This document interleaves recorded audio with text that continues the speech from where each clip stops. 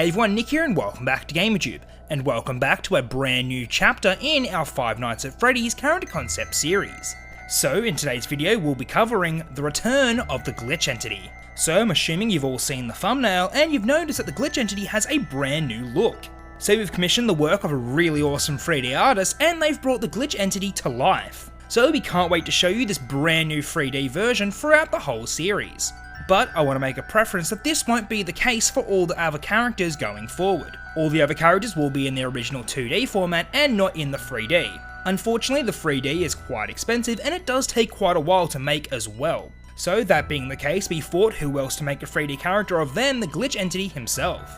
So the new location we also find ourselves in isn't a pizzeria at all. This is instead the Fazbear Repair Center. So we'll explore this location and all its inner details later on in the video. But this being the case that it is a repair center, this means that any character of any type, any design and any theme can come through the door. So this means we aren't just limited to one theme, we can make any design we like. So we'd love to hear all your comments and ideas of what you'd like to see going forward as well. And as always, I will just state that everything I say in these videos isn't necessarily linked to the overall universe and lore of FNAF. This is just a fun what-if scenario and a cool creepy story we get to tell, and we hope you enjoy. And lastly, do be sure to subscribe to GamerTube as it helps out a lot and is greatly appreciated. It also keeps you up to date with the videos that we post. Alrighty everyone, well, let's take a look at the return of the Glitch Entity.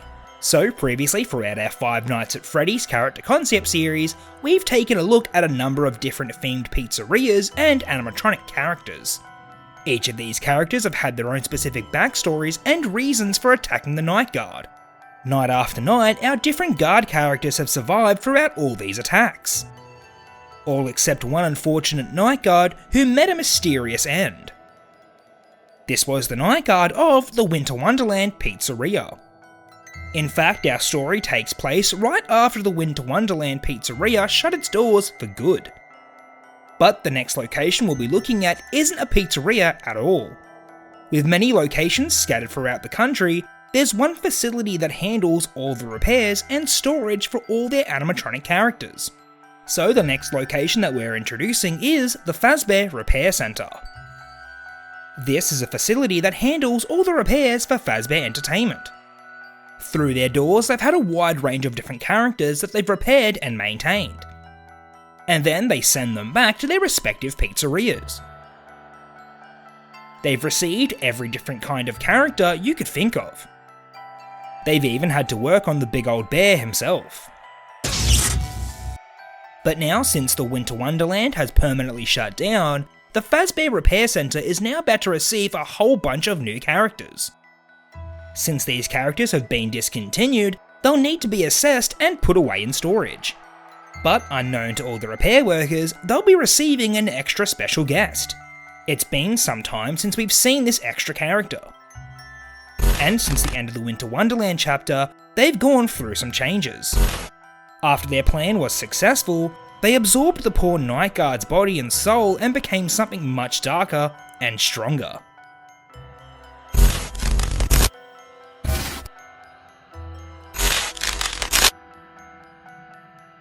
So the shipment had finally arrived, and today was the day that all the discontinued characters needed to be worked on. One by one they are sent through on the conveyor belt to be assessed and checked. First up we have Patrick the Polar Bear. He has some surface damage, but for the most part he is in quite good shape. He has some red stains around his chin, and much care needs to be taken around his jaw mechanism. It definitely has the potential to clamp down and cause serious damage. The repair worker then inspects all the other characters as they send them in one by one. Eventually they come to the Glitch Entity. No name is written down for this animatronic, and they don't seem to be on the list either. Where on earth has this strange looking thing come from? Regardless, they needed to be assessed and put away in storage. They have severe damage on their legs and arms, and their teeth are jagged and sharp. They seem to be stained with something that the worker doesn't even want to know about. Their extremities are covered in what looks to be slimy red wires. They seem to be a much older model than the rest. This thing gave the worker the creeps. They didn't want to know anything about it. They feared that there might be something inside that they didn't want to find. So after their quick look over, they sent this strange thing into storage. They arranged all the characters together in a storage container and locked them up for good.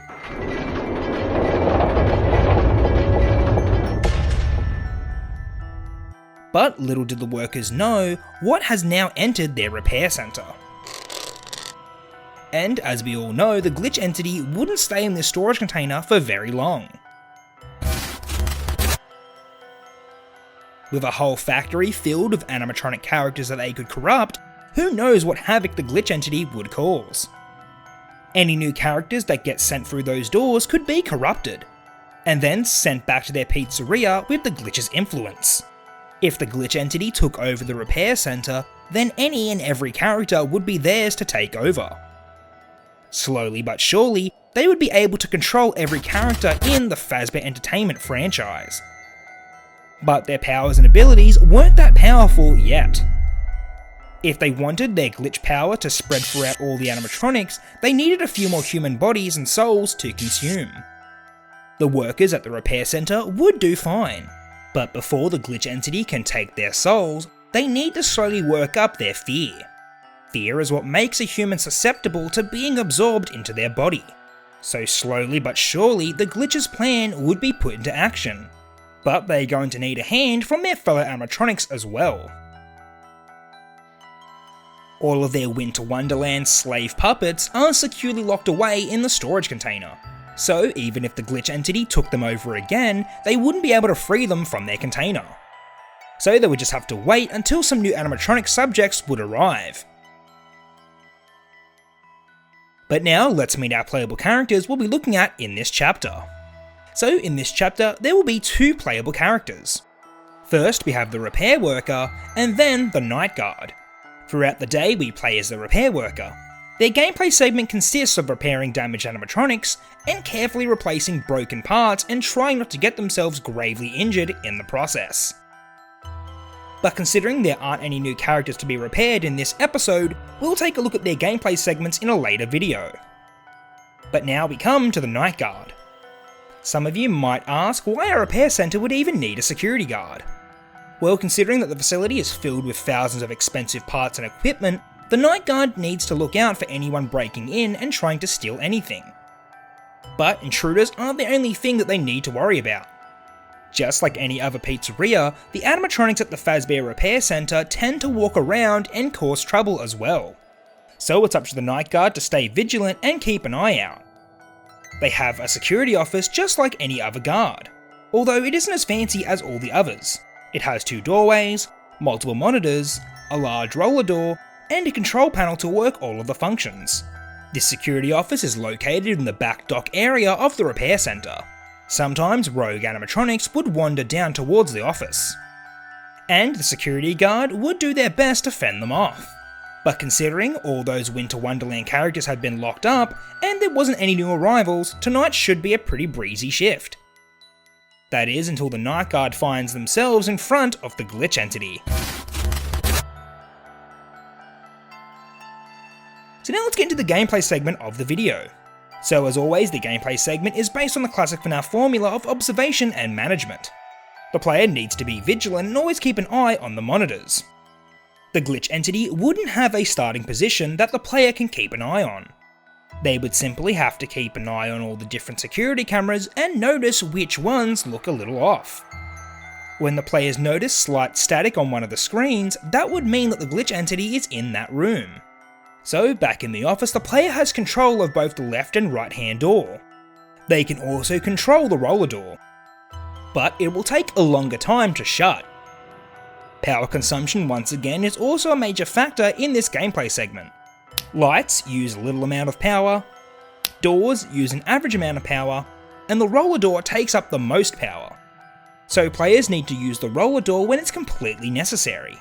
So the glitch entity can approach from the right and left hand side doors. As soon as the player sees them, they would need to shut the door immediately. In some cases, the glitch entity can trick out the player and warp to the opposite door. This could leave the player open to a jump scare if they aren't quick enough. The glitch entity can also give the player a mini psychological jump scare. These are harmless, but will leave the player in a fearful and dazed state. They'll start seeing double, and their movement will be inverted. Whilst this state wears off, the player will also be open to a jump scare if they're not careful. They need to be on high alert and move quickly. If they fail to do this, then they'll be greeted with a classic FNAF jump scare.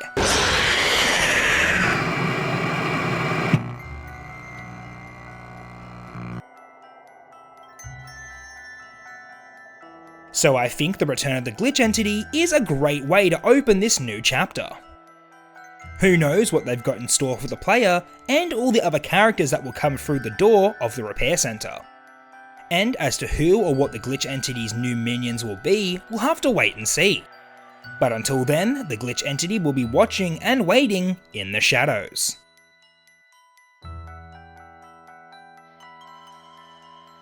Alrighty everyone, that's what we have for today's video. I hope you enjoyed, and if you did, please consider leaving a like, commenting and subscribing, as it helps out a lot and it's greatly appreciated.